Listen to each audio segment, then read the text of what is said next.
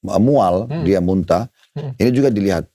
Kalau dia muntah, kemudian dia coba berusaha untuk menahan supaya jangan ada yang ketelan, itu tidak batal. Tapi kalau ada yang ketelan lagi nih, masalahnya seperti ada yang benda baru masuk gitu ya. Itu membatalkan.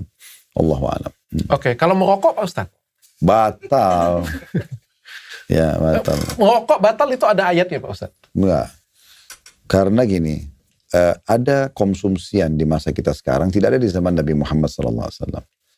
Jadi dari mana kita tahu hukumnya boleh atau tidak? Allah berfirman tentang masalah kaidah-kaidah dasar dalam menyentuhkan makanan minuman itu adalah seperti contohnya khamr. Yas'alunaka 'anil khamri wal maisir. Hai Muhammad, ditanyakan padamu tentang hukum khamr dan judi. Minuman keras dan judi. Qul fihima itsmun kabir. Katakan hai Muhammad, pada keduanya ada dosa besar. Ya. Wa manafi'u linnas, tapi ada juga manfaatnya buat orang. Manfaatnya orang mabuk, mungkin dia merasa lebih rileks, dia merasa lebih hangat, gitu kan. Begitu juga judi, dianggap sebagai hiburan misalnya. Tapi Allah bilang apa? Wa itsmuhuma akbar min naf'ihima. Tapi sebab dilarangnya karena dosanya lebih besar daripada manfaatnya. Mudaratnya lebih besar. Okay. Nah, ulama mengeluarkan satu kaidah penting dalam makanan dan minuman yang belum ada di masa Nabi SAW. Semua yang mudaratnya lebih besar daripada manfaatnya, hukumnya haram. Nah, dari sini sebagian ulama berpegang pada dalil ini tentang masalah pengharaman rokok.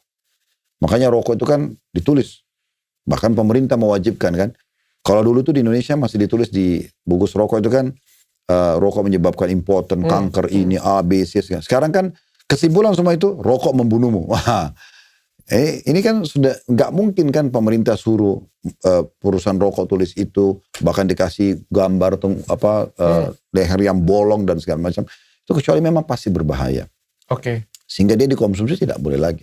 Jadi selain daripada memang itu memasukkan sesuatu secara sengaja, walaupun itu adalah asapnya misalnya, atau hasil pembakaran tembakaunya gitu kan, atau asap lah pada tempatnya, karena nanti orang bilang lagi yang elektrik seperti apa. Nah sama juga. Iya, bagus mereka tanya, ya, vape Pak Ustadz. Ya, kalau dia masukkan juga ke dalam tenggorokannya kan sama, masukkan suatu benda dari luar secara sengaja. Beda kalau kita asap kendaraan itu tidak sengaja, bukan sengaja orang hirup. Kalau ini kan memang dia sengaja hirup, dia sengaja memasukkannya gitu lah.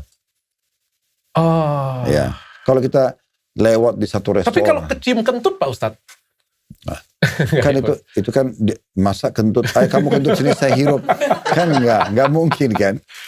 Karena kalau rokok itu kan dok dia isap kan, dia sengaja kan?